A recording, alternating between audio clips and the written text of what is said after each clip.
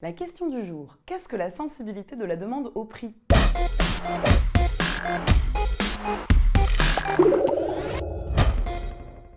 Votre demande de pain au chocolat est-elle sensible au prix ? C'est-à-dire, si le prix du pain au chocolat double, est-ce que vous allez continuer d'en consommer tout comme avant, comme si rien ne s'était passé ?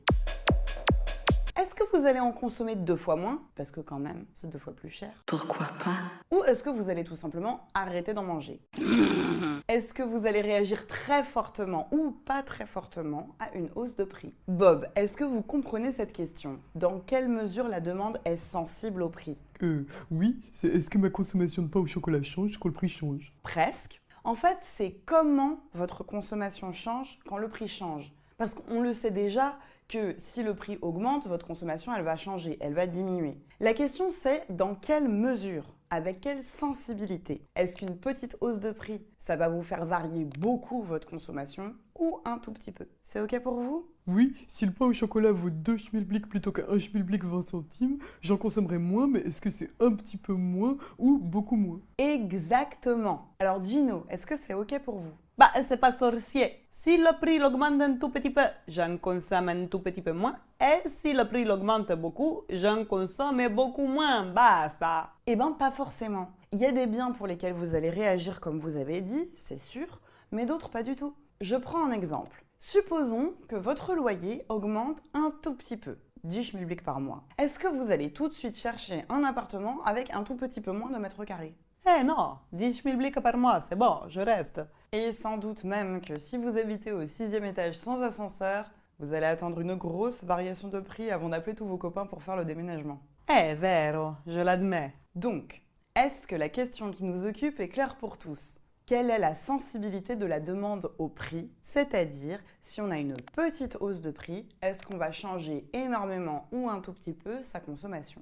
Bah moi je comprends qu'il y a des biens, on ne changera pas du tout la consommation si le prix change un tout petit peu, comme le loyer, mais on va jamais changer beaucoup la consommation si le prix change juste un tout petit peu. Vous buvez du coca Ouais, et du Pepsi. Est-ce que vous en buvez ? ouais, Vous préférez lequel ? bah c'est pareil. Ah, donc, supposons maintenant que le prix du coca augmente un tout petit peu, 10 centimes. Et du coup, il est plus cher que le Pepsi. Est-ce que vous allez complètement arrêter de boire du coca et ne boire plus que du Pepsi ? Évidemment, puisque c'est pareil et qu'il y en a un qui est moins cher. Donc là, le prix, il varie un tout petit peu et votre consommation, elle change énormément. Elle tombe directement à 0. Ah ouais, je vois, vous m'avez bien eu. Donc, on s'intéresse aujourd'hui à la sensibilité de la demande au prix. Commençons par un petit rappel, les plans de demande que vous avez vus en seconde. Si votre seconde ne vous a laissé que quelques vagues souvenirs poétiques, m'abrumeux, vous allez voir la vidéo sur les plans de demande niveau seconde maintenant. Chaque individu, Einstein, Cassandra, Gino, Bob, vous ou moi, a, pour n'importe quel bien, les Scooby-Doo, les Roudoudou, les Chihuahuas, les pains au chocolat, les tickets d'opéra, les tacos, les plumes de cheval, les hamburgers. Une autre demande qu'on appelle aussi plan de demande. Vous entendez les majuscules dans ma voix et cette expression plan de demande se grave dans votre esprit en lettres indélébiles. Dans ma tête, je sais exactement combien je serais prête à acheter de Scooby-Doo, de Roudoudou, de tickets d'opéra, de plumes de cheval, de chihuahua, de hamburger, de pain au chocolat, en fonction du prix qu'il coûte. Pour chaque bien, ce plan de demande est personnel. Mon plan de demande de chihuahua ne ressemble sûrement pas à celui de Bob, de Einstein ou au vôtre, car nous avons tous un amour du chihuahua différent, des préférences différentes et des contraintes budgétaires différentes. Dans tous les cas, on va partir du principe qu'on est face à une demande qui est décroissante en fonction du prix. C'est la loi de la demande. Plus un bien est cher, moins j'en consomme. Moins il est cher, plus j'en consomme. Vous savez qu'il y a des petites exceptions à cette règle, mais chut, on va pas en parler. On va se placer dans le repère quantité-prix avec, c'est très important, le prix en ordonnée, les quantités en abscisse, PQ, PQ, PQ. Dans un tel repère, le plan de demande d'un bien pour un individu est décroissant d'après la loi de la demande. Et si vous n'êtes pas sûr à 100% de pouvoir expliquer ça à votre petite sœur, vous retournez voir la vidéo sur les plans de demande niveau seconde maintenant. En plus, vous allez avoir l'impression d'être de nouveau en seconde, c'est tellement agréable de se sentir rajeunir. Si vous venez d'expliquer parfaitement à votre petite sœur les plans de demande, leur agrégation qui donne la demande, la loi de la demande qui dit que la demande est décroissante en fonction du prix, bravo! Vous pouvez rester avec nous pour la question de la sensibilité de la demande. Je prends un exemple idiot, le marché du chihuahua. Je vais vous révéler aujourd'hui mon plan de demande personnelle de chihuahua. Si le chihuahua coûte très cher, moi j'en achète quand même un demi. C'est tellement mignon un chihuahua. Et si le chihuahua est bradé pour presque rien, j'en achète une bonne dizaine. Mais c'est mon plan de demande personnelle de chihuahua à moi. Le plan de demande de chihuahua de Gino, il est peut-être comme ça, ou bien comme ça, ou bien comme ça. Et qu'est-ce qui différencie nos plans de demande? C'est notamment la pente des droites de demande qui représente justement nos différentes sensibilités au prix. Les deux cas extrêmes, c'est une demande parfaitement rigide qui alors sera verticale et une demande parfaitement élastique qui alors va être horizontale. Dans le cas d'une demande parfaitement rigide, l'idée c'est que quel que soit le prix, je dois en consommer une certaine quantité. Je suis accro au chihuahua, je sniffe du chihuahua et ma dose c'est 5. Donc quel que soit le prix, j'achèterai 5 chihuahuas. Je ne peux pas vivre sans ces 5 chihuahuas. Dans le cas d'une demande parfaitement élastique, l'idée c'est que si le chihuahua augmente de ne serait-ce qu'un quart de microtir de centime de schmilblick, c'est terminé. Je consommerai des Doberman, des Cocker, des caniches, mais le chihuahua, c'est fini. Gino, est-ce que vous voyez ça? Est-ce que ça va pour vous? Si. Oui, je veux dire. Attendez, il s'est passé quoi dans votre tête quand vous avez dit si, oui, mais... Mais quoi? Pour être honnête, j'achète jamais des chihuahuas. Ok, est-ce que vous mangez des pains au chocolat? J'adore, un des prodiges de la France. Super.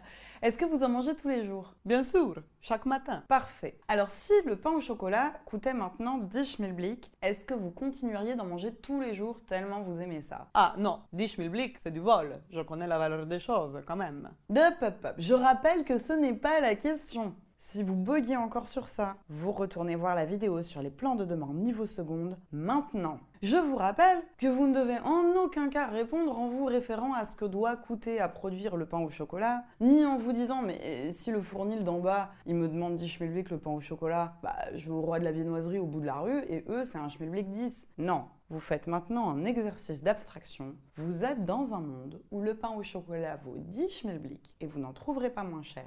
Et ne me dites pas que ça ne peut pas arriver. On vit une époque où on sait que tout peut arriver. Vous êtes dans un monde de science-fiction. Et dans ce monde de science-fiction, le pain au chocolat vaut 10 schmilblick. Vous, Gino, compte tenu de votre amour du pain au chocolat, de vos préférences, et de votre contrainte budgétaire, du fait que vous êtes un étudiant avec un argent de poche par mois limité, dans un tel monde, combien achèteriez-vous de pain au chocolat par semaine? Et je rappelle qu'on raisonne toutes choses égales par ailleurs. Le pain au chocolat vaut 10 schmilblick, mais vous avez les mêmes revenus et vous pouvez toujours trouver des croissants au prix habituel. Ah non, les croissants, c'est pas si bon que les pains au chocolat. Donc, à 10 schmilblick, vous mangez combien de pain au chocolat par semaine? 1. Et les autres jours, des croissants. Ok, on a votre premier point de demande. Supposons maintenant que nous sommes dans le monde merveilleux de Jean-François Copé. Jean-François Copé. Combien coûte un pain au chocolat? Je pense que ça doit être aux alentours de 10 ou 15 centimes d'euros peut-être. Le pain au chocolat vaut maintenant 15 centimes. Vous en achetez combien par semaine? 15. Ok, et on peut voir maintenant sur le graphique votre demande de pain au chocolat. Bob, Ouais. à 10 schmilblick le pain au chocolat, vous en achetez combien par semaine? 1. Ok, et voilà, on peut tracer votre premier point de demande à vous. Et si maintenant c'est 15 centimes le pain au chocolat, vous en achetez combien par semaine? 1. Moi, le pain au chocolat, c'est tous les mercredis. Chaque jour de la semaine, j'ai mon petit déjeuner spécial et c'est mon petit rituel à moi. Lundi, c'est œuf au bacon. Mardi, c'est muesli. Mercredi, pain au chocolat. Jeudi, toast au saumon. Vendredi... Ok, vous êtes rigide. Hein? Mais non, je suis gourmet. Vous êtes rigide au sens économique. Votre demande, elle dépend pas du prix. Que ce soit 10 schmilblick ou 15 centimes le pain au chocolat, vous en achetez toujours à la même quantité. Et vous voyez justement votre demande, elle est verticale. Alors que la demande de Gino, elle a une pente plus faible en valeur absolue. Elle tend plus vers l'horizontale. Gino est plus sensible.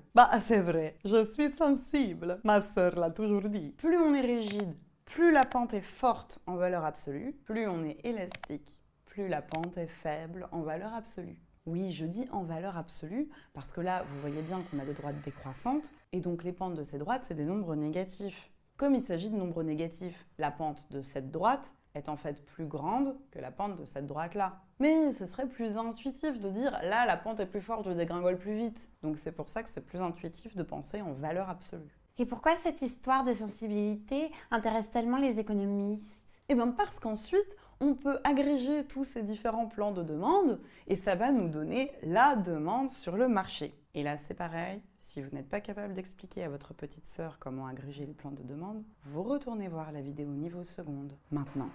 Et la demande collective, elle est elle-même plus ou moins sensible au prix. Il y a des biens pour lesquels la demande va être assez rigide parce qu'il n'y a pas beaucoup de substituts possibles. Je reprends l'exemple des loyers. Si subitement les loyers sont très chers, c'est difficile pour les gens de renoncer à des mètres carrés de logement. Ils vont pas trop pouvoir les remplacer par des chihuahuas ou des roudoudous. Alors que si c'est les myrtilles qui subitement coûtent très cher, vous pouvez toujours faire des tartes à la framboise ou des tartes aux fraises. Et alors, il y a des rigides, il y a des sensibles. Bon, en quoi ça nous importe? Eh bien, il y a des situations où c'est très intéressant de se demander si la demande est sensible au prix. Parce qu'il y a des politiques économiques qui consistent à faire varier le prix d'un bien. Par exemple, l'État peut imposer un prix minimum. Vous savez que le SMIC, c'est un prix minimum sur le marché du travail. L'État peut aussi imposer des taxes ou offrir des subventions. Et l'effet de ces politiques économiques va être très différent en fonction de la sensibilité de la demande au prix. Prenons l'exemple du marché de la cigarette. Si la demande est très rigide, Quel que soit le prix, je veux un paquet, il me le faut. la taxe, elle va faire monter le prix, mais ça va pas beaucoup faire diminuer la consommation des gens. En revanche, ça va permettre de récolter pas mal d'argent. Et avec cet argent obtenu de la taxe, on pourrait imaginer qu'on va financer une campagne anti-tabac, par exemple. Tandis que si la demande, elle est plus élastique, la taxe va faire augmenter le prix, et en réponse à ça, les gens vont diminuer leur consommation. Et ça peut être ça qui nous intéresse, d'impacter la consommation à la baisse avec la taxe. Et on verra aussi, dans un prochain chapitre, que cette question de sensibilité de la demande, ça va aussi avoir un impact sur qui va réellement payer le prix de la taxe ou qui va en réalité recevoir une subvention. Par exemple, les APL, ils sont versés aux étudiants. Mais les propriétaires peuvent commencer à se dire « ils sont un peu plus riches qu'avant, ces étudiants. Pourquoi je n'augmenterais pas le loyer ?» Et là, c'est eux qui récupèrent en fait la subvention. La question de savoir si les propriétaires vont réussir ou pas à attraper la subvention des étudiants, ça dépend justement de la sensibilité de la demande au prix. Bref, ça a des tas de conséquences passionnantes qu'on étudiera plus tard. Ce que vous devez retenir, c'est que la demande est plus ou moins sensible au prix. Plus on est sensible, plus une petite hausse de prix va se traduire par une baisse importante de la demande. Plus on est rigide, et moins la hausse de prix va avoir d'impact sur la consommation. Graphiquement, c'est la pente de la demande qui va représenter cette sensibilité. Plus on est rigide, plus la demande est verticale. Plus on est élastique, plus la demande est horizontale. Plus on est rigide, plus la pente est forte en valeur absolue. Plus on est élastique et plus la pente est faible en valeur absolue.